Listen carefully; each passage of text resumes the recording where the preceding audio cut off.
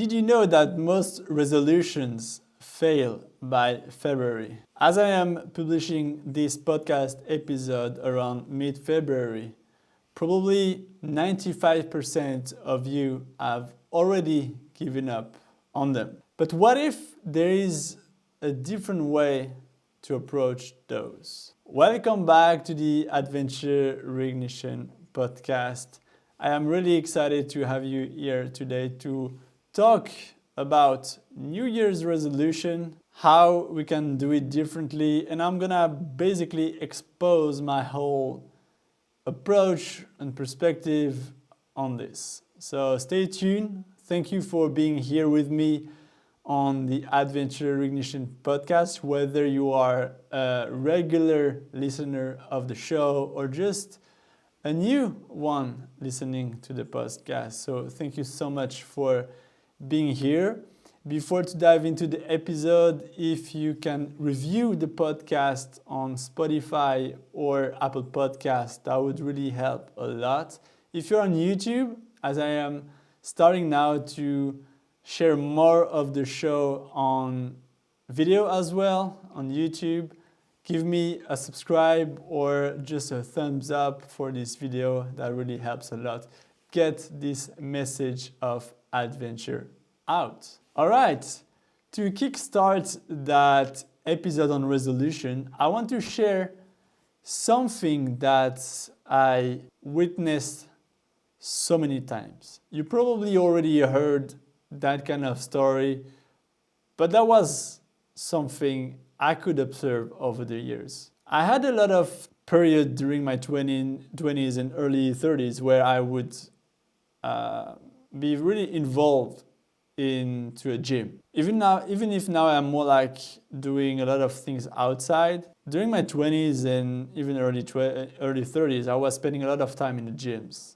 And I could see the patterns happening year after year. January, the gyms would be packed with people. And you could see a lot of new people coming in the gym. And every time, people would be really motivated. And by beginning of February or mid-February, the gyms would be empty again. And that's a pattern that I have observed over and over the years. And I think that's the best analogy to show that people really goes with real good intention, but they just couldn't back it up over time. And we're gonna dive into what I think about resolutions and maybe how we can do a different way. Maybe learn about what I call the journey of intention instead of having resolution. I think that's a game-changing approach for me to start the year aligned and inspired. Actually, that's something I've been doing for the last 3 years, and I've been pretty happy with that method. But let's dive into first why resolution fail. For me, they fail for many reasons. First, because they feel forced, misaligned, and sometimes unmotivating. It really comes down a lot of the time from social pressure. Like you feel, there's two things for me here. At the end of the year, you kind of like reflect a lot on the past year. And then you start the new year with a lot of new motivation and energy. And it often comes down to that because that's the moment of the year we actually realize the passing of time. Because that's the moment where the year changed, that's the moment where you kind of like reflect and feel like, damn, time is flying and I am now getting older, and so maybe I should do the change this year.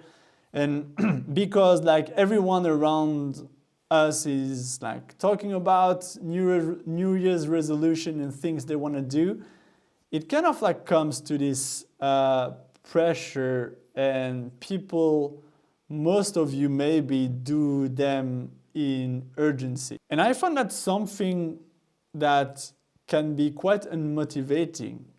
And I experienced that many times, and I'll share a quick example in a second. Is that sometimes the outcome you are giving or wanting to achieve or reach is too rigid. You want to lose 20 kilos, you want to run a marathon in under 4 hours, you want to make 100K a year with your business or your job. And sometimes it's like really disconnected from personal authenticity. So you take like basically generic resolution you heard somewhere and just you apply it in your life without really see if it's really aligned with your own goals, values, vision, and even desire. Because, for example, let's say you want to run a marathon because you've seen many people doing that, but you hate running. Maybe that's not the best goal for you. Or maybe it is the perfect goal for you because you actually want to challenge yourself to run a marathon even if you hate it. And maybe you're gonna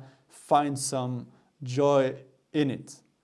It's possible. It happened to me many times. But usually when you start with the goal in mind first, it really disconnects yourself from the goal because you don't put the ingredients of who you are into this. And the example I wanted to give you about rigid outcomes, I could relate to that of one of my latest adventure in 2023.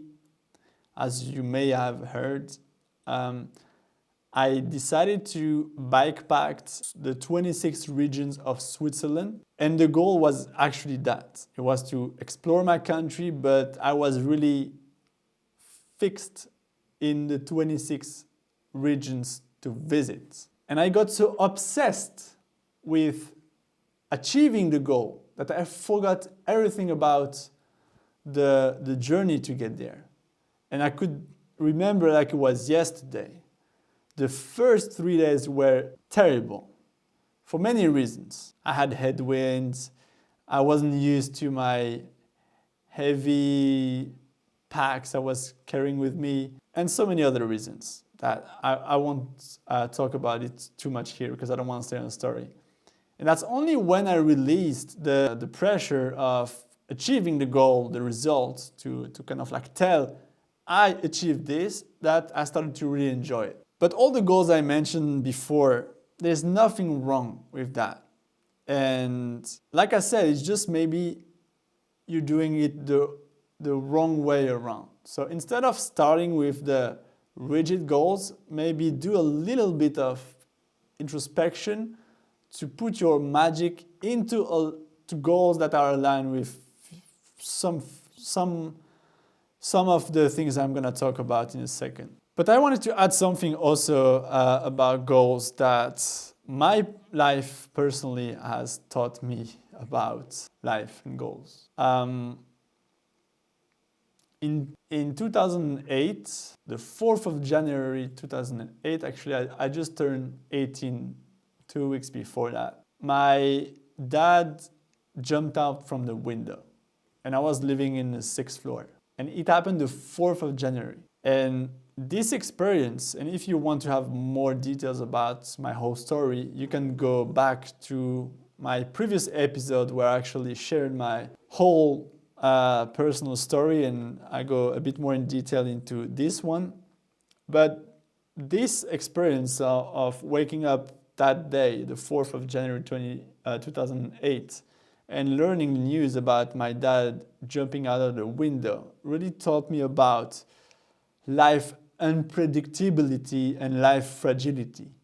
So when you start a year like 2008 like that, and let's imagine you have set a ton of goals for you, they're gonna just like, everything's gonna disappear in an instant when you have something like that. And that's why I think on top of that, if you have goals only focused on rigid outcomes, for sure, when something happens like that, you just like forget them, and that's normal. And also in my 20s, I kind of like avoided resolutions all my 20s for many reasons, because I was in the mindset of the experience I just shared with you, and also I was like, what's the point of setting goals or resolutions that you will give up and then blame yourself and feel even worse than before. So that was my mentality during my 20s. So that's why I didn't kind of like set goals. And I tested also in 2022, I think it was, just like going with more like intuition. And there's no good and bad, to be honest. And I started to shift a bit my mindset after my year of travel and adventure in 2016 about that, even if I tested many different ways of setting goals for the year to come. I think, nailed something that works, at least for me, over the last 2 to 3 years.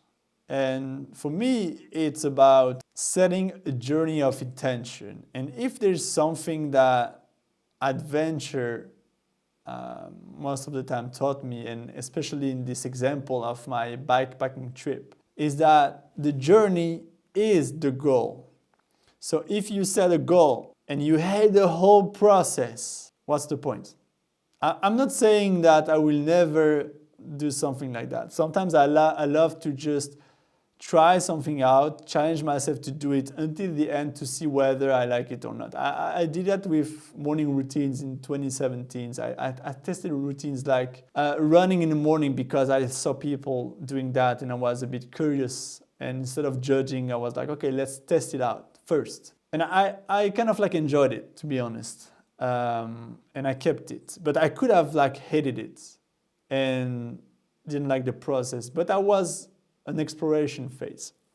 But if you really want to have goals that you want to keep doing over the whole year, I think you have to shift the focus from obsessing about the outcomes and really focus on embracing the process. And that's where setting a journey of intention is the way to go, because you focus your goal mostly on the journey instead of the achieving the outcome. And for me, that's the spirit of adventure. And over the last 2 to 3 years, honestly, I've done that in 2023 and 2024. And I'm still in the process to do that as I'm recording this episode in mid-January for 2025. It really helped me brings the joy and fulfillment into the whole year. I'm not saying it's like I'm like happy the whole year, but at least I am setting journeys. So in every adventure, you have things going wrong, you have to pivot, you have to change, and that's okay if you focus on the journey. So if I give you example, for example, in 2023, as we were a bit going out of COVID period, even if it was a bit more like early 2022, I felt a bit disconnected with my creative side. And I decided to call 2023, without having like rigid goals, the year of creative intuition. And the goal for me was to go on a journey to reconnect myself to my spirit of creation that I felt I lost a bit over the previous years. And in 2024, it was more about creating content on a consistent basis. I call it sustainable content, sustainable creativity. And I was able to, I then set a goal, and maybe I will keep that story for a bit later on. But basically, I wanted to create over the whole year regularly content. And that's something I kind of achieve. Even if I didn't achieve the exact amount of piece of content I wanted to create, I somehow achieved it. But the journey of intention is exactly that. And let's go to the whole process I go for journey of intention building. So what is a journey of intention? I kind of like explain it a little bit here. But for me, it's like a flexible, value-driven approach to goal setting, focused on journeys and direction over rigid outcomes. I personally believe, because of the unpredictability of life, that having direction having a compass is far more powerful than having the whole plan in front of you. Because if you have a plan, you follow the plan, and then for some reason there is a big challenge, you will have maybe difficulties to pivot and go around it. But if you have like direction, you're okay, like let's go this way. Okay, the road's blocked, maybe we should go this way, but you know where you're going. So that's my approach, and that's what it is, a journey of intention for me.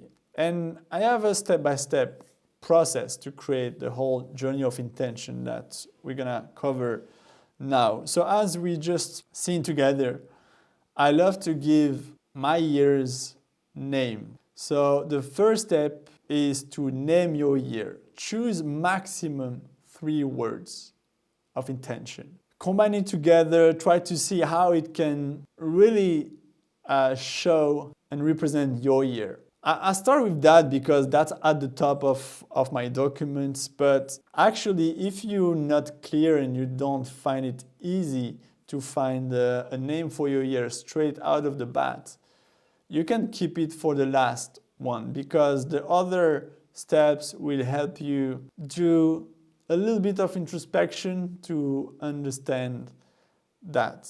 The second step is to ask yourself 7 times why once you have chosen your year. This is not the optimal way to really find your big why, but at least it will help you understand on a deeper level why you want to go on that journey this year. So once you have your name of the year, ask yourself 7 times why. So I want to go, for example, I'm not going to go to the 7 level of why, but let's say 2023 was, the name of my year was Creative Intuition. Why? Because I lost my creative side during the pandemic. Why? Because I wasn't creating. Why?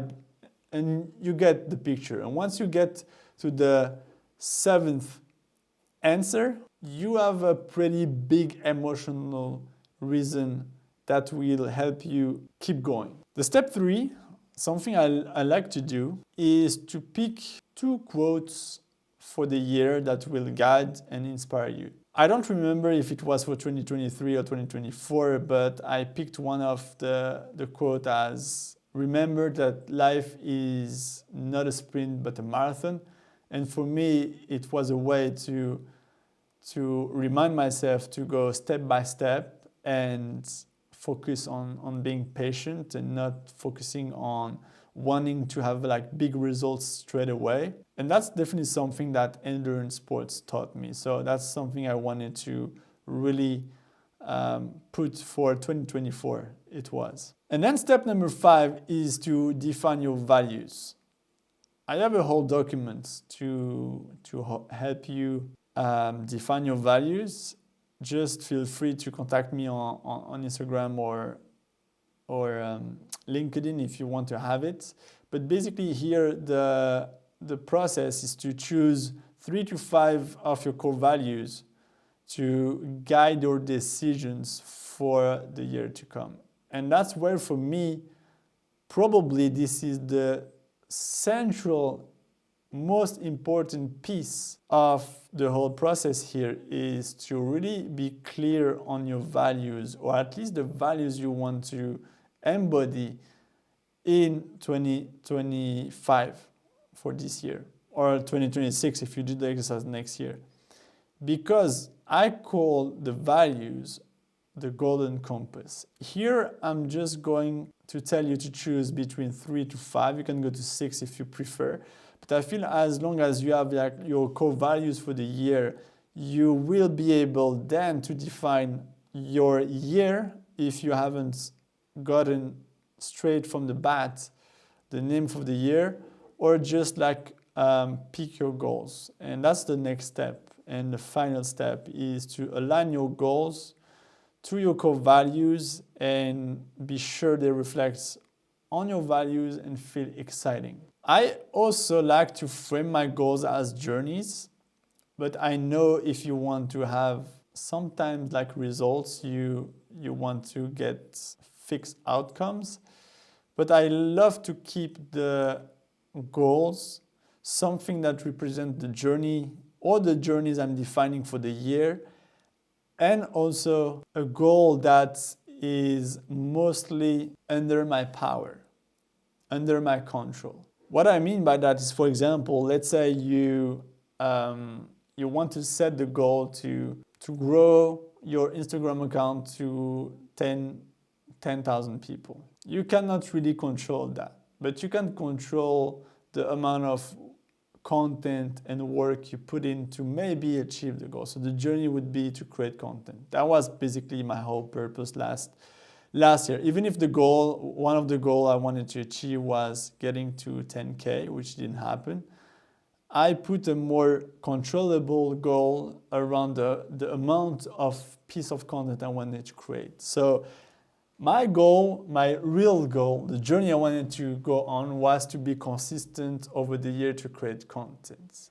And of course, I kind of like burned out in the middle of the year and had to take 2 months off creating, but I still ended up with 176 pieces of content created, I think. And my goal was 200 pieces of content. So even if I didn't achieve the goal, I got somehow close to it. And that's the spirit of for me creating goals that are under your control. So for example, maybe the goal is to run a marathon, but how many times do you need to run during the week to be able to run a marathon? That's the real things you can control. So yeah, that's basically my step-by-step process that I go each year now to really define my years. And as you have listened to what I said, maybe you can start to brainstorm your journey of intention for 2025. And it's not because it's mid-February that it's too late. I mean, if you think it's too late by mid-February,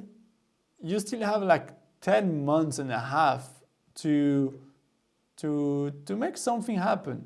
And it's all about the journey and being in movement towards your own direction. And if you are clear on the core values I just described above, for sure you're gonna get way closer than if you pick a goal that your best friend set for herself or himself because you heard he was doing that, so you would do that as well. Maybe you will not love it. Maybe you will give up, most surely. So if I do a quick recap, name your year, define your values, align your goals with your values, ask yourself why, and define maybe quotes that will inspire you for the year. One of the quotes actually I have here for the year for me is one from Tim Ferriss. It's like, what would this look like if it were easy? That's a quote from Tim Ferriss that really inspired me because I noticed in 2024 and even before that I tend to make things more complicated because I kind of like the hard way. And this is a quote that really inspired me to simplify things and just like make it more easy in my mind to create content and to do anything basically I want to do. So that's an example of the quotes you could use and that I will most surely use for 2025. But don't be afraid of the process. The goal here is to start somewhere, get into movement, and make it as sustainable as possible for you. So if you have never done sports and you want to lose maybe 20 kilos, and your goal is to go 5 times a week to the gym from the start in January, it will be not sustainable for you because you didn't build enough proof in the past to make it sustainable. Maybe start by just going for half an hour the first 2 weeks. Then maybe you can go 2 times a week by February. And maybe then you can increase as you make the habits stick and make it easier for you. And I see, and I've done the mistake so many times, so I'm really guilty of that, to think that I can go from nothing to everything in an instant, and then I would burn myself out. It happened for me exactly for the podcast, actually. When I started the podcast, I was on a journey to create contents once a week, having interviews once a week. And after a year and a half of podcasting, I kind of burnt out from my podcast because it was so much work that I didn't see behind the scene, and I tried to keep it up for so long. And unfortunately, I didn't have the same amount of time that I wish I had to really work on that. So it made my podcast journey really difficult. And yes, there are a ton of people that are really consistent with podcasts once a week. Some of them have teams, some of them are alone. I know some of them are really consistent. I really admire them to be so consistent on podcast over the last 3 years. But for me, it was difficult. And I kind of like said, I would, if I would do it again, I would probably try to make it once a month to get started. And if I think it's too easy, maybe 2, because it will help me get a better understanding of the whole process. And especially in 2021 and 2022, it was even harder because there was no ChatGPT, and now ChatGPT helps a lot with all the content creation process that wasn't available 3 years ago. And basically that's an example to say and to show you that I overestimated my abilities. I do that all the time, to be honest. And if I would have maybe downgraded a little bit more and then improve over time, it would be way more sustainable. And I'm still a learning process, but that's the same idea with your goals or your resolution for this year. Try to make it sustainable. So yeah, that was basically my examples of giving years to my name to my years, and I think that's the first step to really make your years adventurous, in alignment with who you are, and be in movement. And even if you don't reach the goal, at least you started to chase the right mountain. Sometimes I like to call this like following your purpose or something that's really close to you, a dream or something, like setting your own Everest. And by doing this really little introspective journey, even if it's not the full picture I teach in my program, it really helps you start to be a bit more clear of who you are and where you want to go, and then chase the right Everest instead of chasing the goal of the neighbor that wants to run a marathon, or the other one who wants to lose 20 kilos, and because she's doing it, you feel like called to do it as well, but you're not really sure why. So get in movement, and if you're ready to kind of like give up on those resolution behind, feel free to DM me name on Instagram or LinkedIn, and I'll send you the one-pager document I created for myself that go through the 5 steps I told you before in this podcast episode. And then you can like print it and write the answer down and put it somewhere in your apartment or in your house where you can see it a lot of the time. I usually put it right there on my door so that I see it almost every day. I don't pay attention every time, but I like to review it here and then sometimes. And that's the way to go. So I think the best time to really align who you are to who you are and really make it 2025 a year of adventure, whatever it means to you. It starts today with doing this exercise. And don't worry about being in mid-February or falling behind. We are all on our own personal journey. So don't compare to others. Really start to put yourself into movements on a sustainable way that you can really keep over the long run, and start moving today. Thank you for being here until the end of this episode. That's it for this solo episode on resolutions and my different approach on how to embrace journeys of intention instead of rigid goals. And I really hope it was useful for you. Don't forget to give a review because it really helps a lot. And if you have any questions, just go to Instagram and I will be really happy to answer any questions you have. That's it for today's, and thank you so much. Bye.